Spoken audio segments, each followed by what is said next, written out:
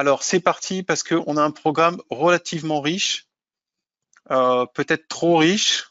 On en est conscient, donc ça va aller relativement vite. Donc, accrochez vos ceintures. C'est parti. Allez, Christophe, à toi. Merci, merci Philippe. Bonjour à tous. Euh, Merci pour votre participation à ce webinaire qui concerne l'implémentation de ISMQ en méthode agile et le lien avec le CSA. Je commence avec une petite présentation. Je me présente, je suis Christophe Mouchati, je suis consultant qualité affaires réglementaires chez ADN Axdan. Je suis rattaché au pôle qualité. Donc, l'agenda de ce webinaire est bien chargé. Nous commencerons par un bref rappel des exigences de la norme ISO 13485. Ensuite, nous présenterons les fonctions de base de la suite Atlassian. Nous vous montrerons ensuite quelques exemples de processus de système management qualité implémentés dans la suite Atlassian, ainsi que notre méthodologie pour mettre en œuvre le ISMQ. Ensuite, nous aborderons le CSA, le Computer Software Assurance, et nous terminerons avec l'offre d'ADN. À ce stade, je laisse la parole à Monsieur Philippe, le directeur de la société, pour nous présenter la société ADN Axdan. Donc, ADN, c'est une entreprise que j'ai créée en 93. Hein. Je vois que certains ici, là, je pense notamment à Sabine, fait partie de nos premiers clients. Hein. On est une trentaine de personnes. On a aujourd'hui 2 sites, Paris, Lyon. On est une entreprise spécialisée sur le digital en essayant d'allier méthode, métier, technique et réglementaire. On a 4 pôles de compétences. On va voir ça par la suite.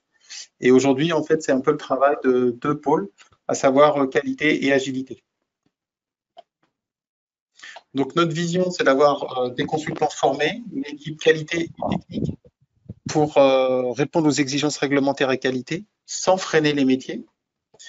Et on va voir avec cette approche CSA, Computer Software Assurance, pardon, c'est de se focaliser sur les activités et non la production documentaire. Voilà, ça c'est vraiment, je dirais, important. Il faut juste revenir un petit peu sur l'élément. Voilà. Et donc pour ça, ça fait des années qu'on prône l'utilisation d'outils. Et donc là, on continue avec sur l'outil. C'est pour ça que c'est un peu le sujet du webinaire avec la suite Atlassian. On avance. Voilà.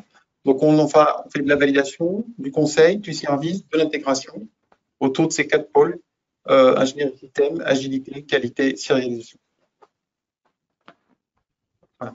Donc je vais laisser maintenant la parole à Christophe qui va essayer de récupérer un petit peu le retard en faisant quelques rappels sur la norme ISO 13485 et le système qualité. Merci Philippe. Donc, un petit rappel de quelques exigences de la norme ISO 13485. Je vais commencer par la maîtrise de la documentation et des enregistrements, car ce sont le squelette du système management qualité.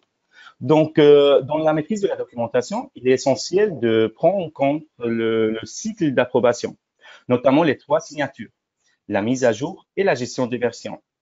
Chaque document doit avoir une identification unique afin de faciliter la différenciation entre les documents et d'assurer la traçabilité.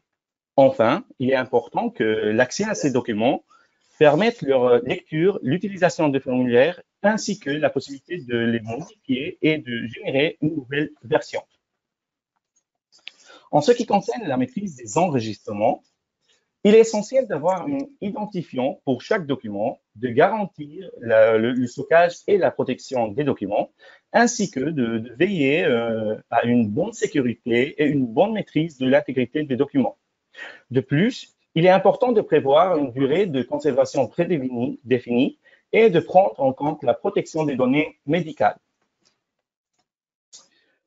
Ces 2 paragraphes font partie du chapitre de système de management de la qualité. Dans la norme ISO 13485, il mentionne également 4 autres chapitres: la responsabilité de la direction, le management de ressources, réalisation du produit et la mesure, l'analyse et l'amélioration. Chaque chapitre contient des processus qui nécessitent des procédures, des instructions, des formulaires et des indicateurs de performance. Pour rassembler tous ces éléments, il est nécessaire d'utiliser un support de système management qualité tel qu'un classeur physique en papier, SharePoint ou un espace Confluence. Grâce à ces éléments, nous pouvons démontrer la conformité de notre système management qualité à la norme ISO 13485. Pour ceux qui n'ont pas encore utilisé les outils Atlassian, chez Alors AD, attends, on va peut-être faire un petit sondage oui, justement sur connaissez-vous la suite Atlassian? On va lancer le sondage et si vous voulez bien répondre.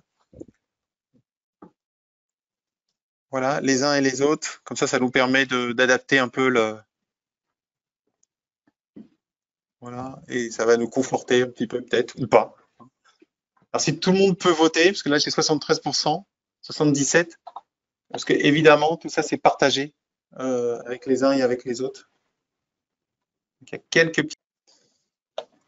Voilà, j'ai 95%, donc je vais partager le résultat du sondage, je vais le fermer et le partager.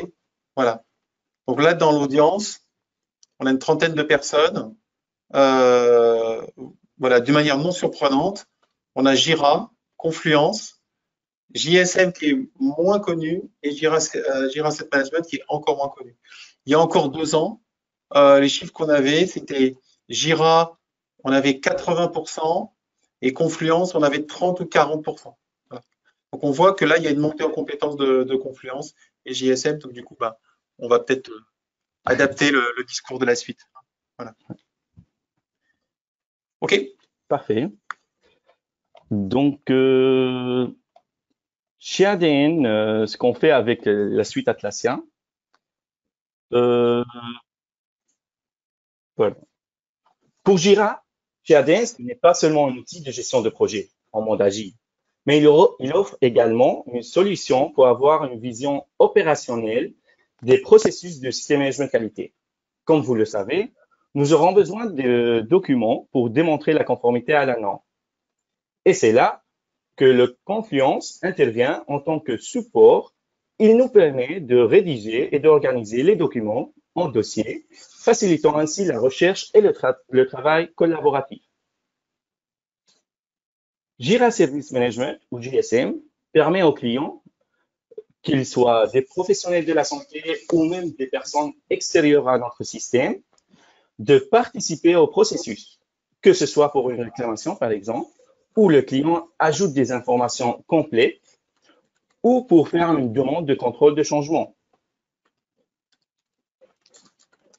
Les avantages de la suite Atlassian incluent l'intégrité des données. Nous pouvons suivre les données critiques de notre système grâce à des fonctionnalités telles que l'audit trail, les workflows, la gestion des droits et le contrôle d'authentification. Les outils de la suite Atlassian sont spécifiquement conçus pour permettre une collaboration efficace entre les membres de l'équipe. Tout cela est rendu possible grâce à l'écosystème de la suite Atlassian. Vous pouvez ainsi découvrir les différents plugins tels que le plugin DMC, Document Manager pour Confluence, dont nous parlerons dans la section dédiée à la gestion documentaire. Revenons à la question pourquoi digitaliser le système management qualité? Car certaines fonctionnalités ne sont pas faciles à réaliser avec des documents papier ou des documents Word simples, tels que la gestion de la traçabilité, la signature électronique pour le travail à distance et les indicateurs de performance de chaque processus. Donc, jusqu'à maintenant, est-ce que vous avez des questions? Alors, n'hésitez pas à utiliser le chatter.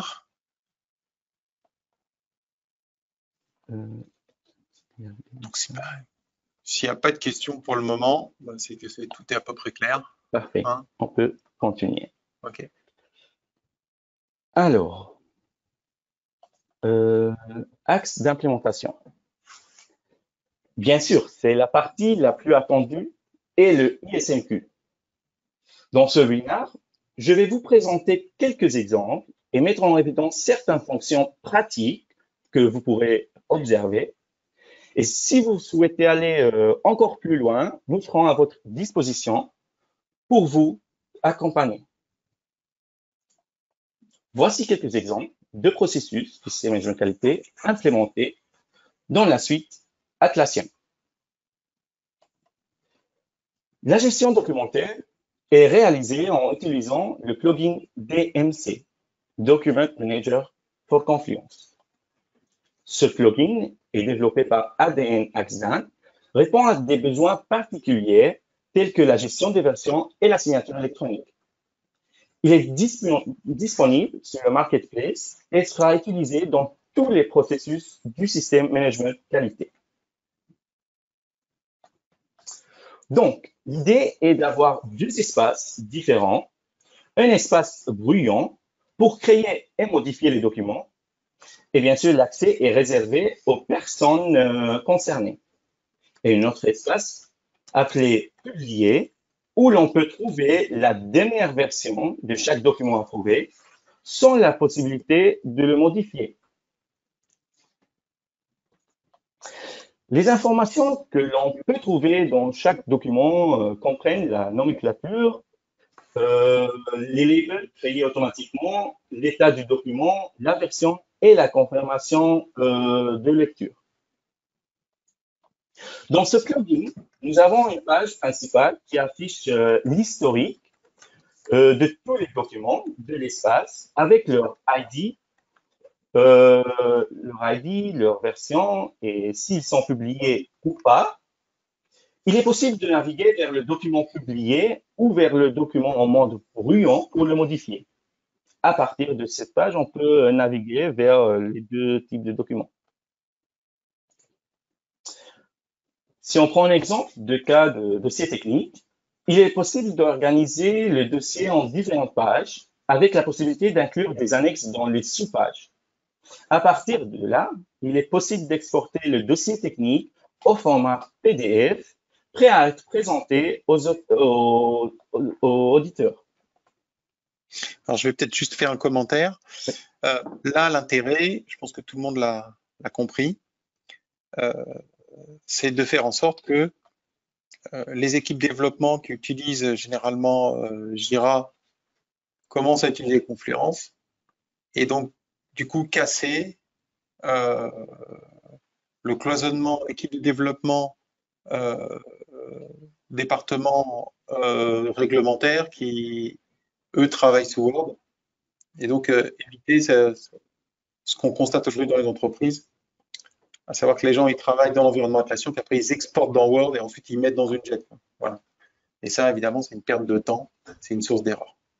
Donc là, les gens, à travers des espaces, ils vont pouvoir travailler dans des espaces Confluence et utiliser les fonctionnalités d'intégration native entre Confluence et Jira, notamment pour retrouver des tickets Jira à travers des pages Confluence avec des mécanismes de filtre comme voilà, qui est une des fonctionnalités majeures de l'intégration Jira Confluence. Ouais. Donc, exactement. Du coup, pour la suite, ça sera la gestion de conception. L'exemple de gestion de la conception avec l'utilisation de X-Ray et bien sûr Jira Software. Comme vous savez, dans la partie des éléments d'entrée, il est nécessaire de lister les besoins utilisateurs. Et chez nous, on vous propose d'avoir un ticket de type URS dans Jira Software et d'autres types de tickets de type fonctionnel, exigence fonctionnelle. Et bien sûr, il est possible que votre dispositif médical comporte différents composants, tels que des composants mécaniques, électroniques et logiciels. Donc, bien sûr, chacun ayant des exigences spécifiques, et il est alors possible de lier ces exigences aux tests correspondants, regroupant ainsi les tests à exécuter pour chaque composant. Cela aussi permet d'obtenir les résultats et les bugs spécifiques à chaque composant. En fin de compte, il est possible de créer un plan de test qui prendra en compte les tests d'intégration pour assurer le bon fonctionnement global du dispositif médical. Et voilà la documentation de processus de conception ou le dossier de conception dans l'espace Confluence. D'autres exemples? Pardon. Juste, j'ai j'ai des petites questions intéressantes, donc je voudrais les partager. Ouais. Hein. Ah, Donc, j'ai une question sur l'hébergement de la plateforme Atlassian, c'est est-ce qu'on peut choisir les régions? La réponse c'est oui. Est-ce que c'est certifié HDS? Je suis pas complètement sûr là-dessus. Mais les régions, ça c'est sûr qu'on peut choisir maintenant en mode cloud, même avec la version standard. Hein. Pas forcément, on n'est pas obligé de passer en mode premium. J'ai une autre question, c'est est-ce que c'est DMC qui permet cet export de plusieurs pages combinées? Non. Euh, En fait, l'export, ça marche, comment dire, très bien. Après, il y a d'autres plugins qui permettent d'avoir des choses plus fines. Voilà. Euh, j'ai une autre question, c'est est-ce que cela sous-entend que l'on doit recréer la doc existante dans Confluence? Et où peut-on migrer les documents Word, Excel existants? Euh, oui, ça sous-entend qu'effectivement la documentation, elle est sous Confluence. Et est-ce qu'on peut la migrer? Oui, bien sûr, on peut la migrer. Alors, on peut la migrer on peut la migrer d'une manière complètement autonome, avec des imports, c'est assez simple, ça fonctionne bien. Après, il faut retoucher un petit peu les documents. On a des projets aussi où euh, on prend tout un ensemble de documents qui sont dans des répertoires Windows et par programmation, comment dire, on les importe. Hein. Pour la certification HDS, j'ai un participant, Sabine, qui m'a dit qu'effectivement la certification IS 27000.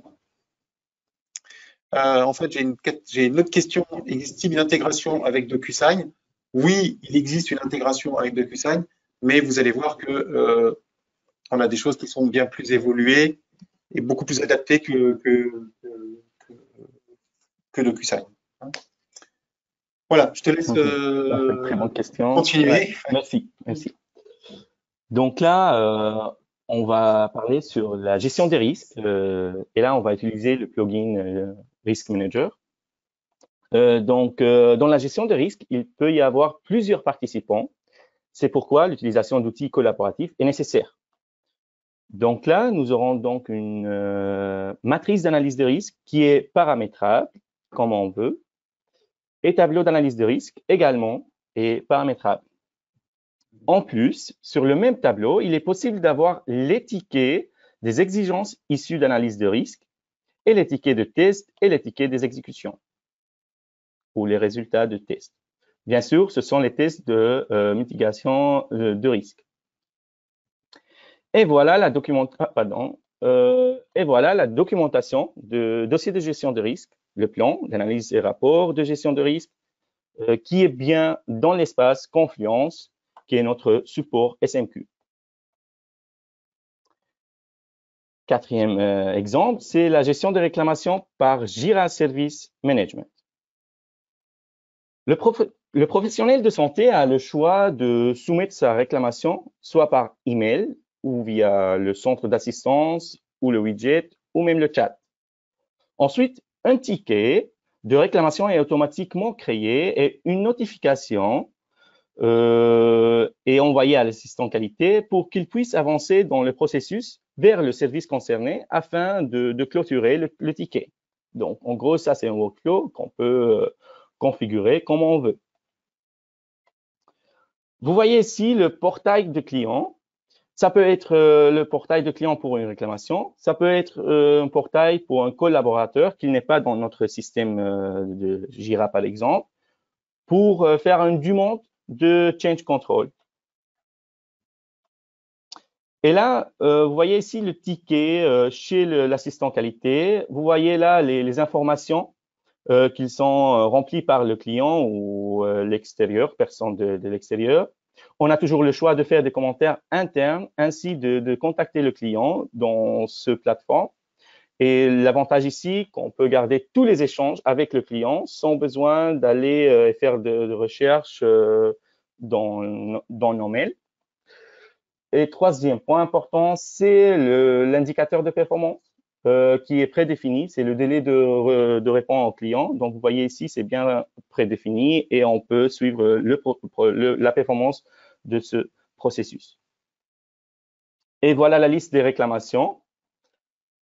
Et ensuite, Ça sera bien sûr la documentation de gestion des réclamations. Et pour bien répondre à la question précédente qui concerne la signature électronique, vous voyez ici qu'on peut signer le document à partir de Confluence directement. Et bien sûr, on peut avancer le workflow de l'approbation pour à la fin avoir un document avec le tableau de validation et les signatures datées avec tous les le visa et toutes les informations essentielles pour être conforme à la norme.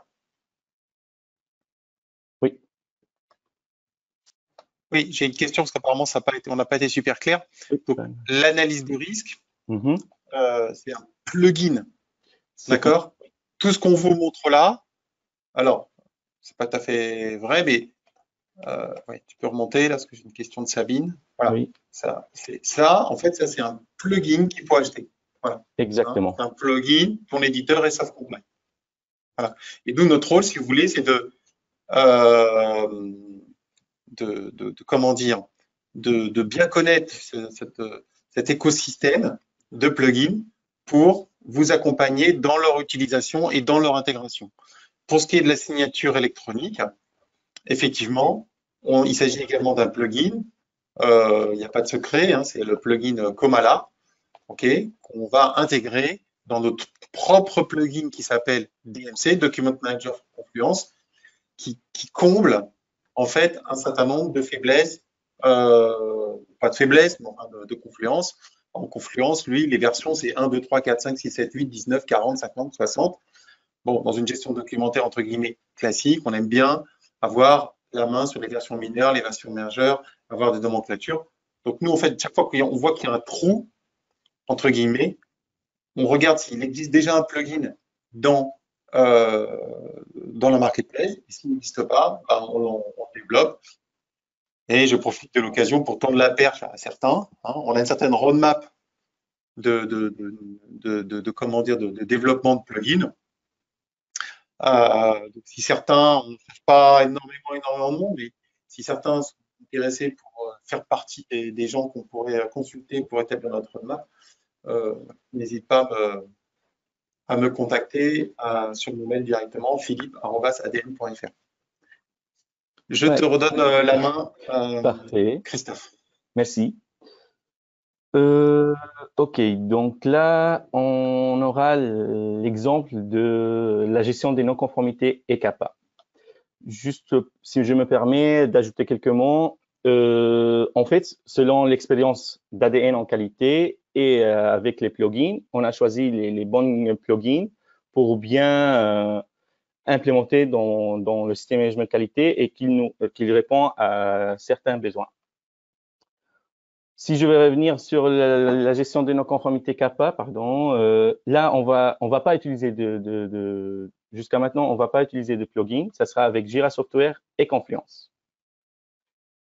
Le workflow de gestion de réclamation, on aura, de gestion de non-conformité CAPA, on aura un ticket de type non-conformité, qu'il y aura d'analyse de ce non-conformité. Ensuite, on aura une décision. Soit on prend la décision de traiter le non-conformité hors CAPA, sans besoin de faire des actions correctives.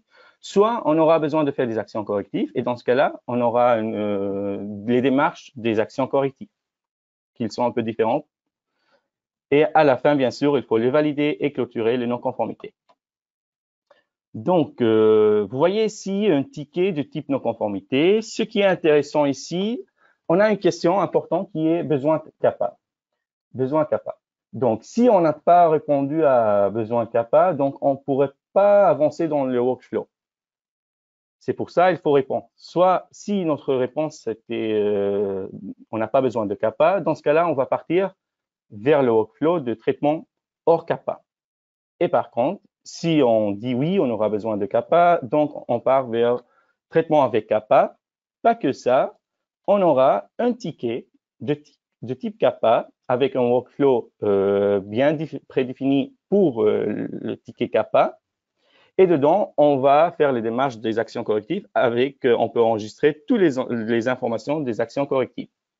Bien sûr, ce kappa ou ce ticket va être bien lié avec le ticket de non-conformité initial.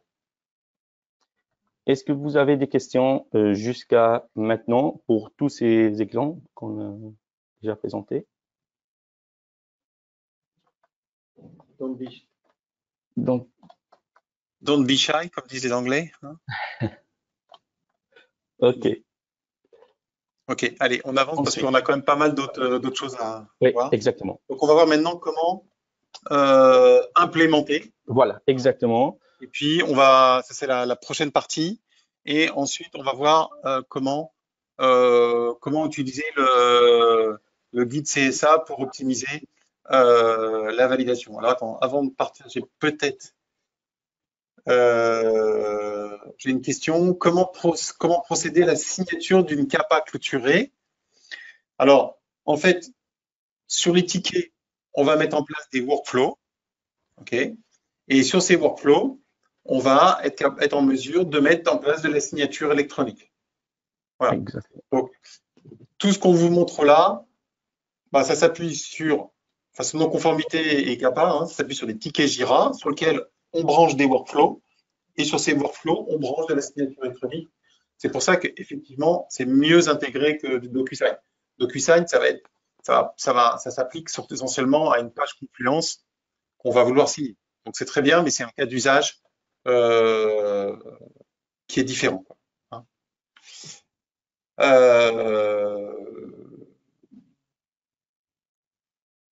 Voilà, on avance. Yes. Pour que l'implémentation se fasse de manière professionnelle et avec une probabilité de réussite élevée, nous vous proposons d'adopter une approche agile pour la mise en place de ISMQ. En effet, pour mener à bien cette implémentation, il sera nécessaire de constituer une équipe disciplinaire comprenant un responsable métier, un Scrum Master, un expert des outils Atlassian et un expert en validation. Ils travailleront ensemble pour assurer une implémentation répondant à vos attentes. Nous vous proposons donc une équipe d'experts comprenant un Scrum Master possédant une double compétence en qualité et en outillage, un expert Atlassian chargé de configurer l'outil avec les plugins pour personnaliser le système selon vos besoins spécifiques, ainsi qu'un expert en validation chargé de valider le logiciel. Cette équipe d'experts garantira une mise en œuvre réussie et adaptée à vos exigences. Le responsable métier, ça peut être le responsable de chaque processus de SMQ ou le représentant client. Le Scrum Master, celui qui fait le lien entre le responsable métier et l'expert Atlassian pour assurer que tout le monde est bien aligné et que l'expert Atlassian est bien comprend vos besoins qualité.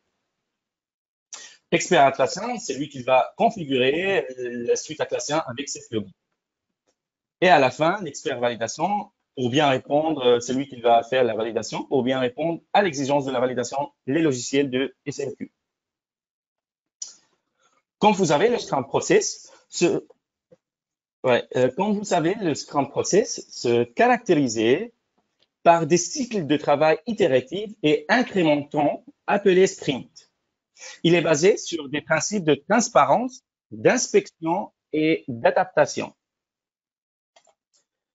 Chaque processus de SMQ représente par un épique dans un backlog prédéfini par l'équipe. Chaque processus est divisé par multi-stories et dans chaque story, on peut trouver les tâches de travail. Les livrables de chaque tâche est inclus dans le ticket de tâche. Et à la fin, on peut avoir un rapport de travail bien détaillé. Attends, je voudrais juste revenir sur le point là. Ça, c'est quelque chose qui est important. Hein. C'est que souvent, quand on implémente, ben voilà, on utilise en fait un champ natif de Jira que beaucoup de gens n'utilisent pas, en fait, qui est Original Estimate et le Time Spent. Et ça permet, parce que c'est ça une équipe agile, c'est une équipe qui est autogérée, bah, de dire, voilà, telle tâche, je prévois de mettre tant de temps. Au final, bah, j'en passe plus, j'en passe moins. Et donc là, on utilise cette méthodologie projet pour, par sprint, dire, bah voilà, on estime telle charge, un tel, et puis ça permet de se mesurer, quoi. Et souvent, dans les projets, mise en place de projets en cycle en V de SMQ, bon, cette gestion du temps, voilà, elle est pas toujours bien faite. On est plutôt, souvent sur les projets cycle en V, on est très orienté contractuel, livrable. Là, on agile, et je pense qu'en particulier, c'est avec des méthodes un peu, enfin, sur des approches un peu nouvelles, parce que l'on passe du document à l'enregistrement, c'est d'être un peu dans l'idée du manifesto agile, d'être plutôt dans la collaboration que dans la contractualisation, quoi, hein. Et mais pour ça, il faut quand même mesurer ce qui se passe. Voilà. Bien, voilà. Donc ça, c'est natif. Bon, voilà, faut juste l'utiliser, hein. Ouais, tout à fait.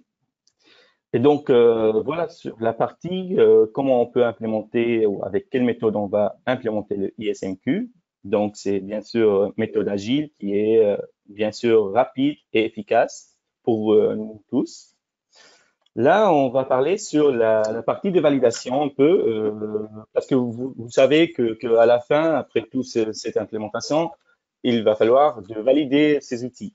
Donc, pour cela, nous, on fait la validation avec l'utilisation de plugins qui s'appelle X-Ray. Et du coup, ce plugin nous permet d'avoir le lien entre chaque test et l'exigence, chaque test et les exigences concernées.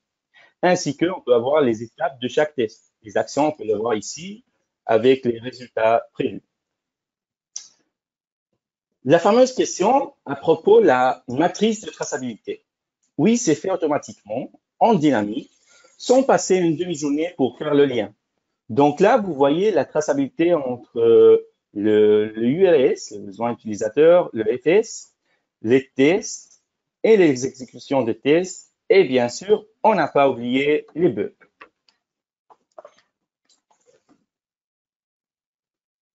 En ce qui concerne le test automatisé, dans l'image, la courbe pointillée représente les tests automatisés, tandis que la courbe continue représente les tests manuels.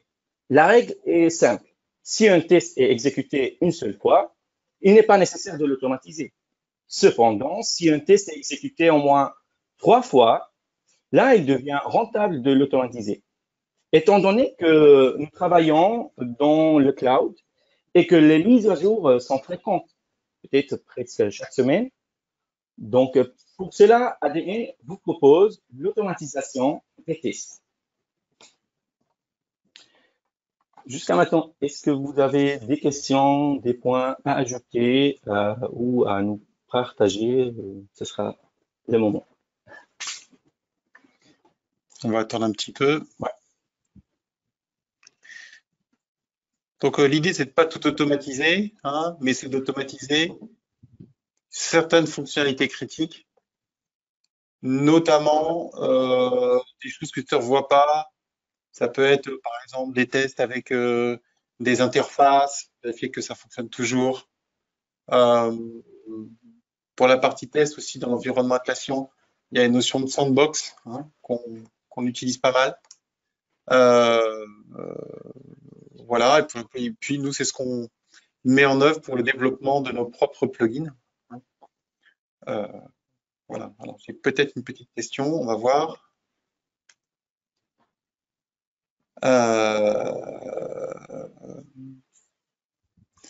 Alors, comment on assure la compliance avec des releases aussi fréquentes? Alors là, il faut utiliser les mécanismes, hein, de mise à jour que vous pouvez freiner, hein. Il y a un réglage en fait dans Atlassian pour éviter que les mises à jour se fassent automatiquement. On peut freiner un peu, et donc à ce moment-là, les mises à jour se font dans la sandbox et on teste d'abord dans la sandbox, hein. Voilà, c'est un premier niveau de réponse. En fait, dans la réalité, quand vous freinez, que vous regardez les release notes d'Atlassian, en fait, il n'y a pas tant de modifications critiques fréquentes, hein. Il y en a, mais pas tant que ça, c'est des petites améliorations. Donc, on propose ce service-là, justement, de faire une évaluation de la release note sur une base mensuelle pour dire, voilà, là, effectivement, il faut vraiment gérer ça comme un change ou ça peut attendre un petit peu. Et on va voir que sur ces notions de change, l'approche CSA de la FDA qui s'applique particulièrement, comment dire, au monde du dispositif médical, mais également aussi au monde de la pharma, hein, parce que le monde de la pharma a repris un peu les initiatives. On va voir qu'il y a des choses aussi intéressantes. On est vraiment dans le change management, on n'est vraiment plus dans le change control, quoi. Voilà. Donc, ça veut dire que les actions associées au change, on peut les faire de manière rétrospective avec des fenêtres un peu plus larges, on parle de 30 jours. Est-ce que chaque plugin sera validé indépendamment ou ça dépendra des fonctionnalités? Le plugin, c'est la solution, hein. Nous, ce qu'on valide, c'est effectivement des features ou des fonctions. Et on va voir que l'analyse de risque, en fait, est plus orientée, je dirais, process, va permettre de définir la stratégie de test. Et on va voir qu'en fonction du risque, hein, si c'est un high risk ou si c'est un par high risk, les stratégies de test diffèrent, notamment en termes de charge de travail. Voilà. Ok. Est-ce qu'il y a d'autres questions? Non, eh ben, écoute, à ce moment-là, passons Parfait. au CSA. Hein. Ok, on est bien arrivé.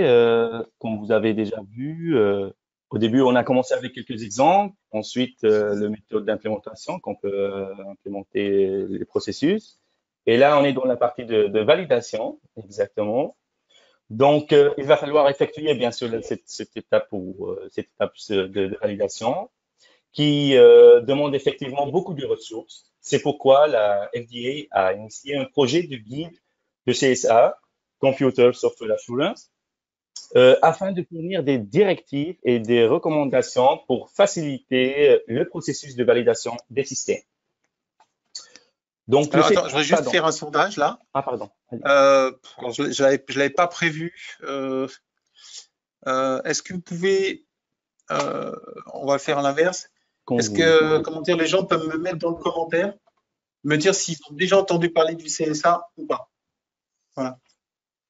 Hein. C'est les personnes qui ont déjà entendu parler du CSA, est-ce qu'ils peuvent me dire, ils peuvent me faire un petit oui.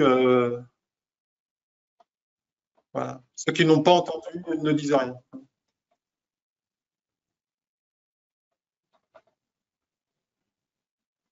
Alors, pour l'instant, bon, évidemment, Sabine. Mélanie, oui, d'accord. Arinevo, oui. 3. OK. Pour l'instant, j'ai 3 personnes. Ah, peut-être.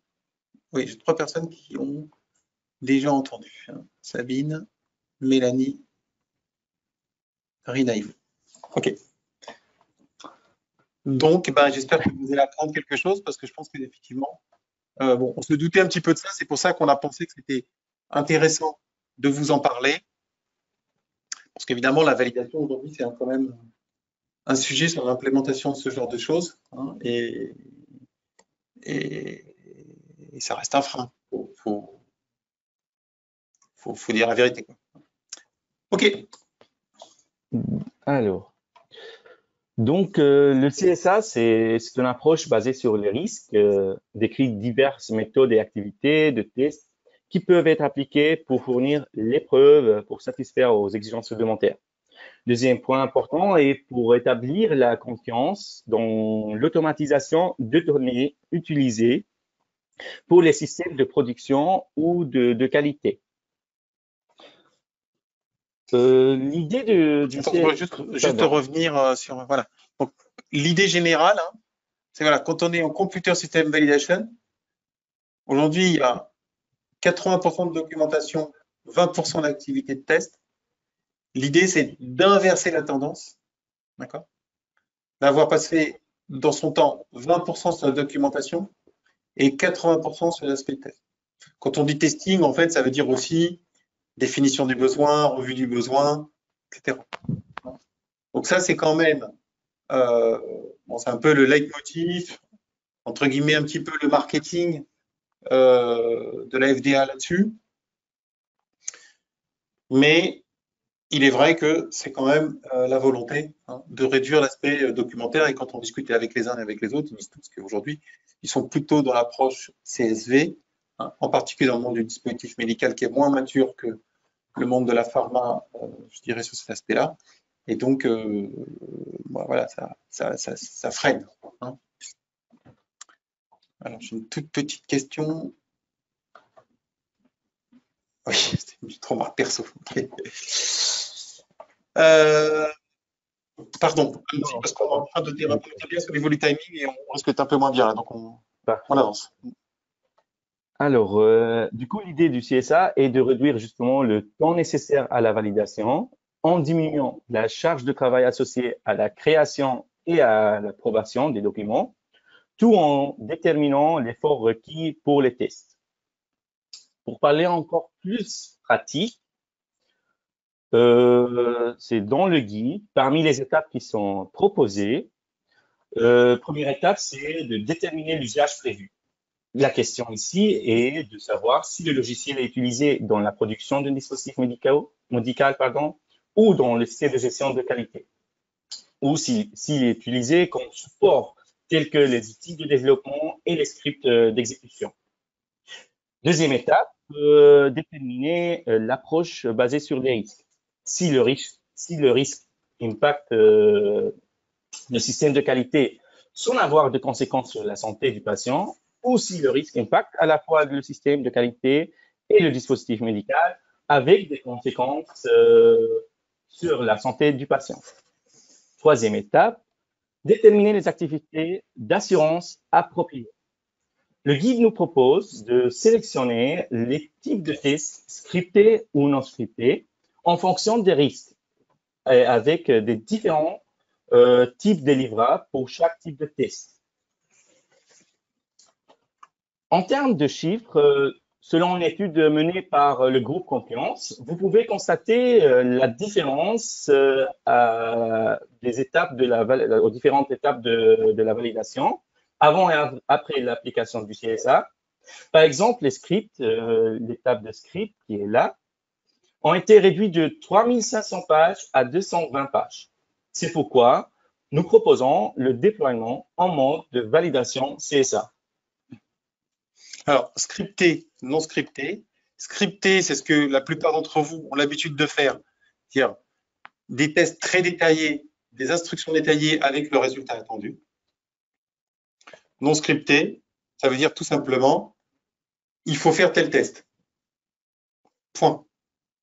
Donc, c'est ce qui explique qu'on passe de ce nombre de pages, là, tu peux le remontrer, ok, de 3500 pages à 220. Parce que dans un cas, en fait, on a toutes les instructions très détaillées. Dans l'autre cas, on a juste, entre guillemets, la description du test, mais même dans certains cas, la description du test au niveau. Voilà. Et donc, forcément, la documentation, le volume de documentation baisse. Donc, forcément, la charge de travail baisse. Et pour prendre un exemple rapide qui est de guide FDA, c'est le tableau de FDA. Donc là, on a le scénario ou le feature de la création d'enregistrement NC, qui sera le ticket de type NC de notre cas, avec un workflow prédéfini et d'attribution des personnes concernées. Donc, en cas de défaillance de ce système, le fabricant considère le risque comme not high risk et il a choisi l'exploratory test. Et donc, voilà les livrables qui sont spéciaux particuliers pour ce type de test, exploratory test, pour un risque qui est not high risk. Si on prend deuxième exemple, en cas de signature électronique, en cas de problème ou de manque d'informations concernant la signature électronique, cela n'aura pas d'impact sur la santé des patients. C'est pourquoi, dans cet exemple, le fabricant a considéré le risque comme étant faible et a effectué des tests non scriptés ou des tests ad hoc avec des moindres délivrables. Par contre, en cas de système qui prend la décision de corriger un produit ou de faire un appel de l'eau, là, le risque est élevé et le fabricant utilisait un protocole de test scripté avec des tests bien détaillés. Est-ce que vous avez des questions pour cette J'ai eu partie? des questions sur où est-ce qu'on peut trouver le guide, est-ce que le guide est feuillé. Donc en fait, là, sur votre panneau de droite, vous avez documents à distribuer et dedans, vous avez le webinar et je vous ai mis le guide également. Voilà. Hein. Comme ça, vous pouvez vous former. Donc le guide, il est en mode draft pour l'instant, mais voilà, il est à la source de la révision du GAN 5 en version 2. Donc, bon, OK, le GAN 5 révision 2, ça n'est pas la réglementation, mais on voit que c'est quand même la tendance et on a quand même un certain nombre d'entreprises qui se mettent à implémenter cette approche. Voilà. OK. Et évidemment, là, on est dans notre rôle de consultant de pouvoir vous aider sur ce sujet-là. Ouais, exactement. OK, et ben on va passer à l'offre ADN, comme ça va nous laisser juste quelques minutes pour les questions-réponses et rester dans le timing. OK. Notre offre, Ah bah vas-y, je compléterai. merci. Notre offre se compose de 3 phases distinctes. Tout comme dans la vie quotidienne, vous ne pouvez pas prendre un médicament sans avoir une prescription qui nécessite un diagnostic. Nos phases suivent une approche similaire. Donc, pour les premières étapes, il est proposé de réaliser une audit de 2 jours par un représentant de l'équipe qualité et un représentant de l'équipe d'ingénierie. L'objectif de ces 2 jours est de dresser un état des lieux de vos processus et de vos outils. Ensuite, il faudra consacrer 2 jours à la rédaction d'un rapport d'analyse incluant des propositions de solutions. Ces 4 jours d'activité comprennent à la fois l'audit de vos processus en cours et la prestation de rédaction du rapport d'analyse. Dans la partie dédiée aux soins, nous avons une équipe d'experts en Scrum Master et en gestion de projet pour vous aider à rédiger les exigences système et produits, ainsi qu'à effectuer la gestion des risques et la rédaction des tests. Nous avons également des experts en validation spécialisés en BSI ou CSA. Et pour vous accompagner dans ces domaines spécifiques, nous avons des professionnels compétents en CARA qui peuvent répondre à vos questions et animer les processus du SMQ. Toujours dans la partie de soins, mais pour l'intégration, nous disposons d'experts en Atlassian qui peuvent configurer l'outil et les plugins de manière à les adapter parfaitement à vos besoins spécifiques.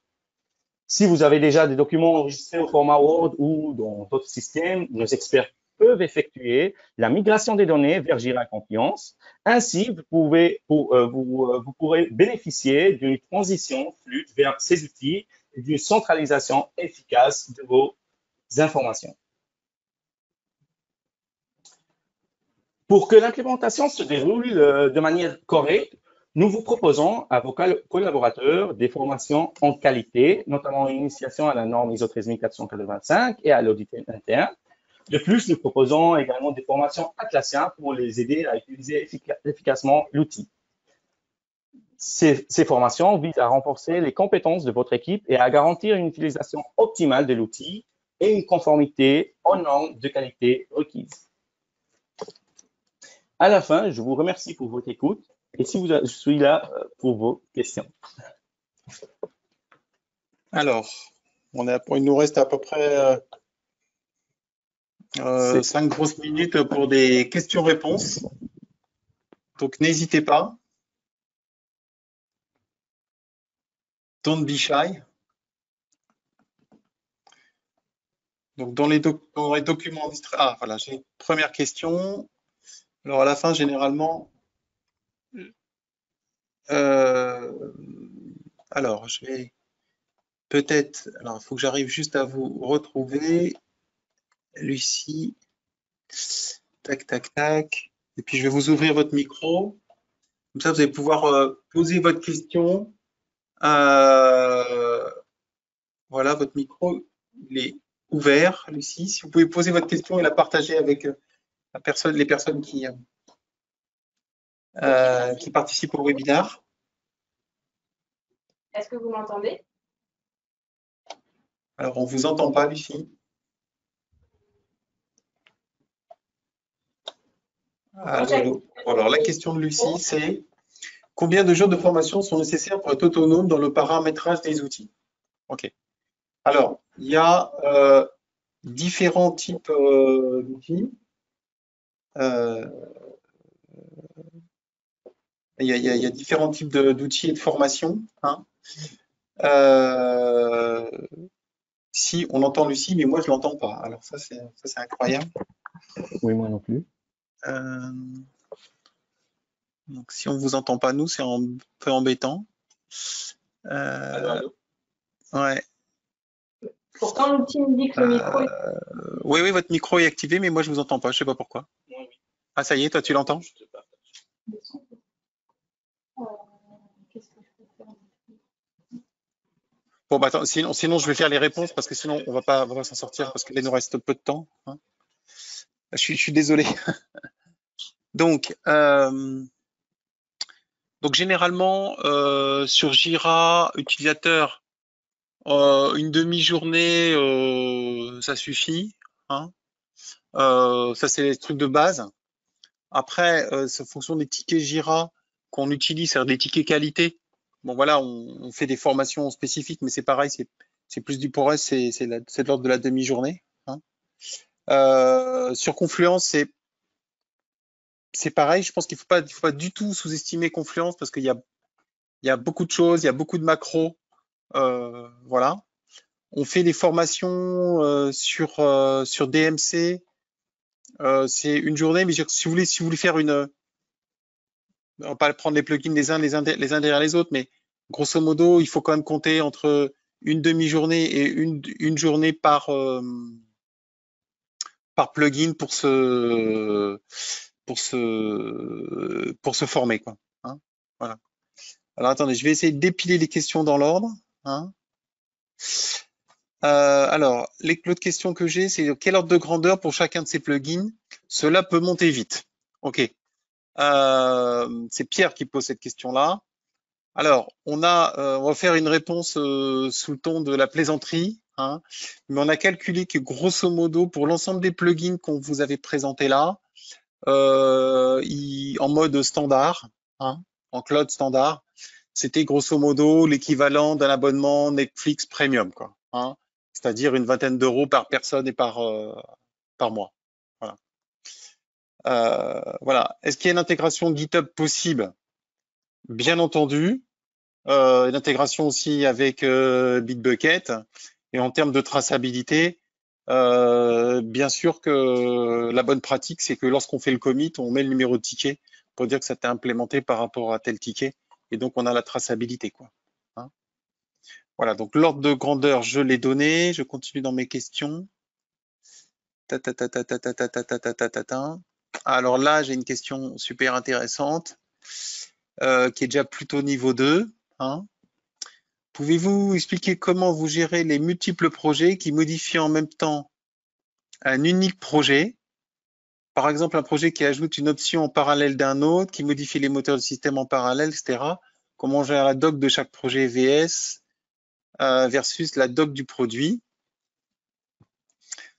Alors, ça, on est capable d'avoir des projets, des sous-projets. Notre équipe ingénierie système serait plus appropriée pour, comment dire, vous expliquer ça en détail. Mais c'est une problématique effectivement générale que l'on a, hein, pour des gens qui font des dispositifs médicaux qui ne sont pas que numériques. Voilà, hein. Mais ça se gère, hein, en fait, on scinde les projets et ensuite on agrège avec un projet entre guillemets produit, quoi, hein. Pour la gestion documentaire, on s'est jamais trop posé la question, mais je pense que on doit pouvoir s'en sortir avec des liens, quoi, je pense, hein. Voilà. Est-ce qu'il y a d'autres questions?